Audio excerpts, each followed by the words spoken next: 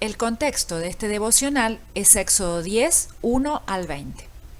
Entonces el Señor le dijo a Moisés: extiende tu mano sobre la tierra de Egipto para que vengan las langostas y cubran todo el país y acaben con todo lo que dejó el granizo. Y Moisés extendió su vara sobre la tierra de Egipto, y el Señor hizo que todo ese día y toda esa noche soplara sobre el país un viento del oriente. Y cuando llegó la mañana, con ese viento del oriente llegaron las langostas. Y se extendieron y se plantaron por todo Egipto. Vinieron en tal cantidad que nunca antes sucedió algo así, ni sucederá después. De tal manera cubrieron la superficie del país que se oscureció la tierra. Arrasaron con toda la hierba del campo y con todos los frutos que el granizo había dejado en los árboles. En toda la tierra de Egipto no quedó nada verde en los árboles ni en la hierba del campo. El faraón se apresuró a llamar a Moisés y a Aarón y les dijo: he pecado contra el Señor su Dios y contra ustedes, pero les ruego que solo por esta vez perdonen mi pecado y pidan al Señor su Dios para que quite de mí al menos esta plaga mortal. Y Moisés salió de la presencia del faraón y oró al Señor.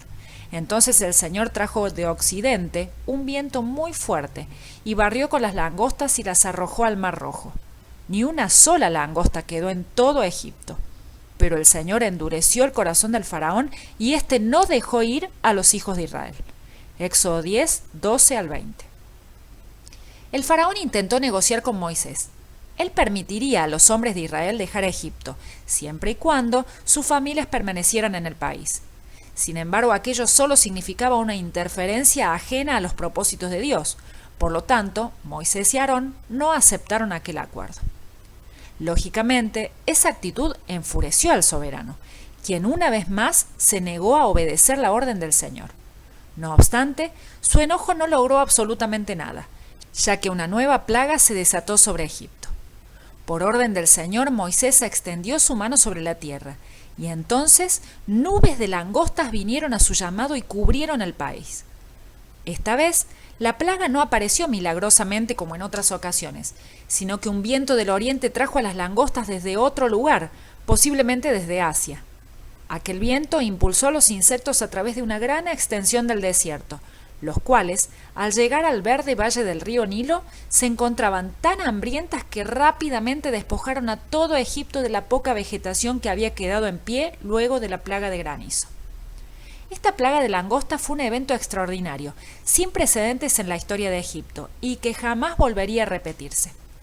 Con cada una de estas calamidades, el Señor enviaba señales tan contundentes que era imposible atribuirlas únicamente a sucesos naturales, por más inusuales que parecieran. En las Sagradas Escrituras, las langostas son un prototipo de juicio y destrucción. El detalle más gráfico, realista y terrible de las langostas y de su poder demoledor se encuentra en el libro del profeta Joel. Allí encontramos la descripción de una plaga de langostas que arruinó las viñas, desnudó los árboles de su corteza y los secó, arruinó los campos, destruyó la cosecha de cereales y al no dejar nada de pasto mató de hambre al ganado. Un pueblo fuerte y muy numeroso viene contra mi tierra. Sus dientes y sus muelas parecen de león. Ha asolado mi viña y descortezado mi higuera. La ha dejado completamente pelada y por el suelo. Sus ramas se han quedado desnudas. Gimen las bestias, los hatos de bueyes y los rebaños de ovejas porque ya no hay pastos.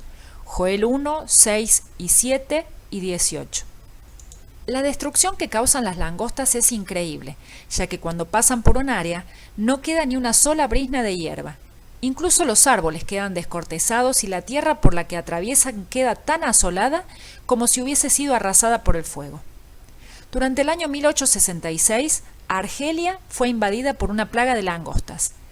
Tan total fue la destrucción que causaron los insectos que en los días sucesivos murieron de hambre unas 200.000 personas. Se podría decir que una plaga de langostas es una de las peores calamidades para el ser humano. Sin embargo, el juicio devastador que el Señor envió sobre Egipto superó cualquier otra plaga en gravedad y magnitud. Tal vez, en aquellos momentos, una sola pregunta rondaba la mente de los egipcios: ¿quién es capaz de hacer frente al gran Dios de Israel? A través de esta plaga el Señor humilló al dios egipcio Set, el cual era venerado como el protector de las cosechas, y al dios Serapis, quien se creía que proveía de abundancia en la tierra. De este modo, Dios estaba demostrando a los egipcios y a su rey que él era más grande que cualquiera de sus deidades. Piénsalo. Dios hizo con el faraón exactamente lo mismo que hará en la vida de sus hijos: exponer y derribar a cada dios falso, porque sabe que si él no los destruye, ellos terminarán destruyéndonos a nosotros. Cuando confiamos en otros dioses, duele verlos caer. Sin embargo, siempre es mejor que sean expuestos y eliminados de nuestras vidas, a fin de que sirvamos con fidelidad al único Dios verdadero. Cuando el faraón vio que la advertencia de Dios se había cumplido y que las langostas no habían dejado ni una sola hoja verde a su paso, inmediatamente llamó a Moisés y a Aarón. Cuando ellos estuvieron en su presencia, el rey reconoció su culpa y pecado ante ellos y les pidió que intercedieran por él ante el Señor para que eliminara la plaga. Y entonces, así como un viento oriental había traído a las langostas, un viento occidental se las llevó. Sin embargo, tan pronto como se vio libre de aquel azote, el faraón volvió a su orgullosa postura original y se negó a dejar ir a los hijos de Israel. Esta no era la primera, sino la segunda vez que el rey reconocía su desobediencia y su rebeldía. Sin embargo, aunque el monarca dijo palabras de arrepentimiento, no las confirmó con sus acciones, sino que su corazón se endureció aún más contra Dios. Así como el faraón, algunos, en su malestar, buscan la ayuda de las oraciones de otras personas, pero no tienen ninguna intención de orar ellos mismos, con lo cual demuestran que no tienen un amor verdadero por Dios ni se deleitan en la comunión con Él. Al igual que el rey egipcio, solo desean que los problemas y las dificultades sean quitados. Sin embargo, no quieren que su pecado sea quitado. Como el faraón, tal vez reconocen su maldad y quizás muestran remordimiento.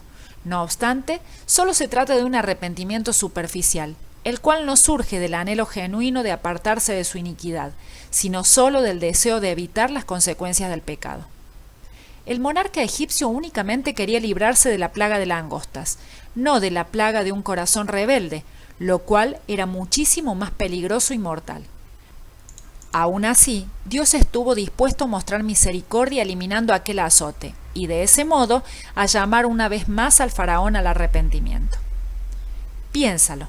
Si el Señor es capaz de tanta misericordia ante una muestra tan falsa de humillación como la del faraón, ¿qué no hará si somos sinceros en nuestro arrepentimiento? Sin lugar a dudas, considerar la bondad inmensa de nuestro Dios debería llevarnos siempre a la humildad y al arrepentimiento genuino.